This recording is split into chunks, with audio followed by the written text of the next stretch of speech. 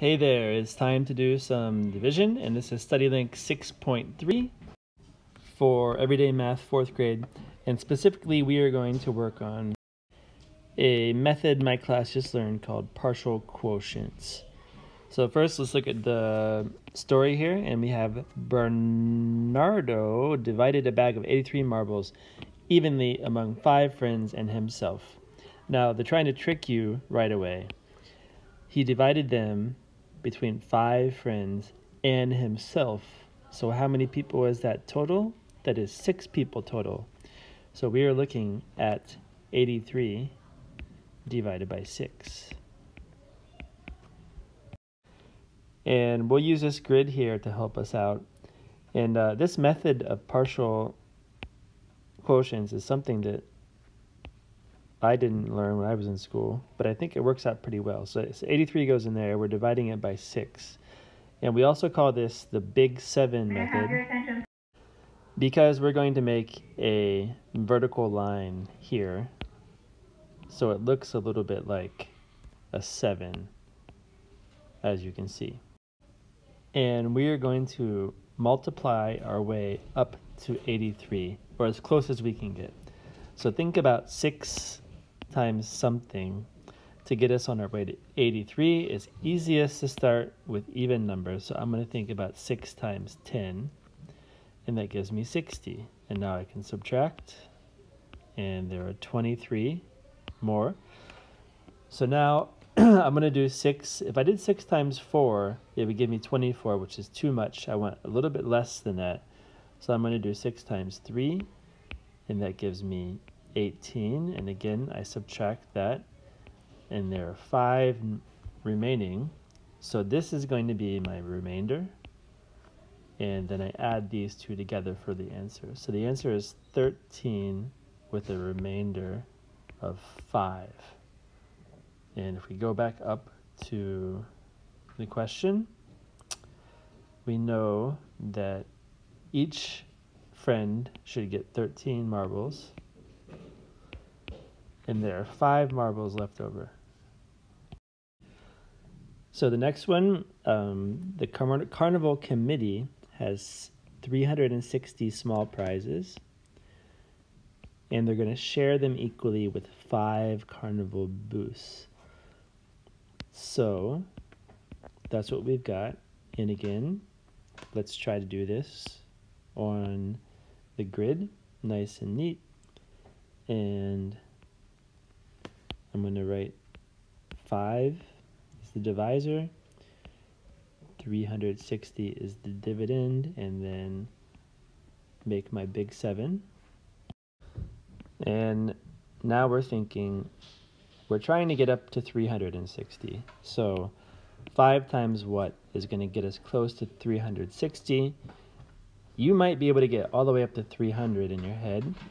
If you don't, just use even numbers. And I know how to get to 100, so I'll do that method. I know 5 times 20 gives me 100. So there, and I can subtract. And if I did 5 times 20 more, that's another 100. And I can subtract. And then 20 more, you give me another 100. And now, I need to get to 60. I know 5 times 12 is 60. So now I have 0 left over. And I need to add these up. 20 plus 20 plus 20 plus 12. So 60 plus 12 would be 72.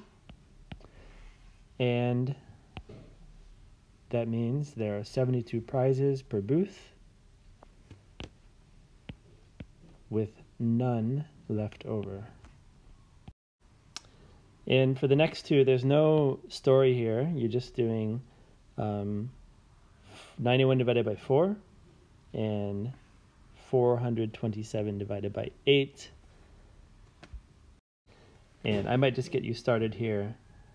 So again, start with simple numbers. 4 times 10 is 40.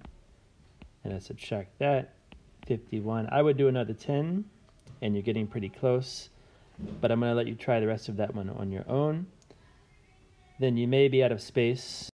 So use the back of your paper if you need to, but we have 8 into 427.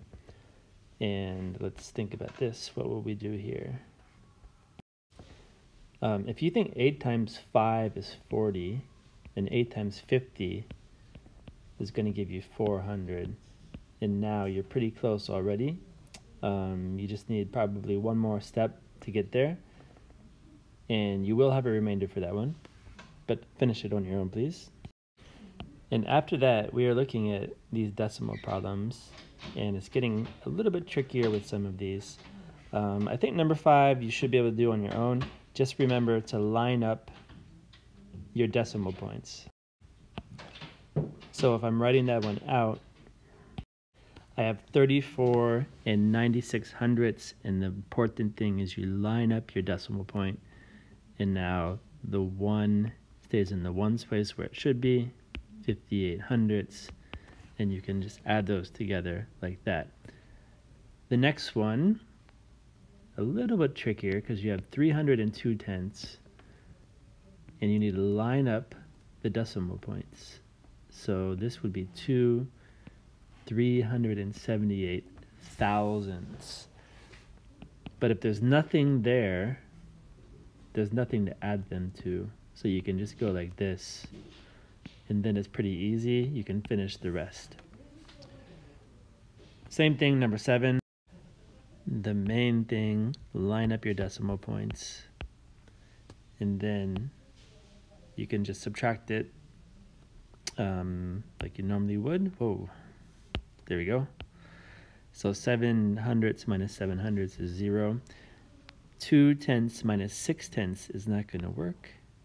So I will take this 1, and this becomes 12 tenths, and now I'm good. And you can finish the rest of it on your own. The decimal remains. The last one is the trickiest one. We have 74 and 6 tenths.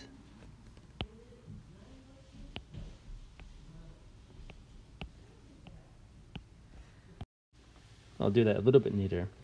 And then again, decimal points line up. This next one is 31 and 55 thousandths there. And now you may be confused because there's nothing in these places to subtract. All right, this could really be a long lesson on its own, but let me try to explain this quickly. So here, if this square is 1, this square is now cut into tenths. So if I shade in part of it, so let's say I shade in that much, this is going to be 4 tenths. 4 out of 10 sections is shaded in. So now imagine that I have a square the same size, but now it's in hundredths. So it's in 100 equal parts. And imagine I've shaded in the same amount, but this is now into hundredths. So with my green pen, I would write this as 40 hundredths. But you'll notice this and this is the same. It is equal. 4 tenths is equal to 40 hundredths.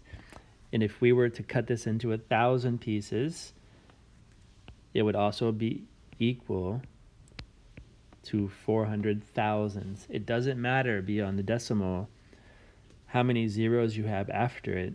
As long as there are only zeros, they're all equal. So what that means here, we have 74 and 6 tenths, but we know that 6 tenths is the same as 60 hundredths, and it's also the same as 600 thousandths. You can keep adding zeros beyond the decimal, and that will help you do your subtraction. So now if we just take a look a little bit closer, we can just do subtraction like we normally would. And now I can subtract like this. Decimal remains the same, and the other part you can do on your own. So that is it for for this home link up here of study link 6.3. And thank you for watching the video. Goodbye.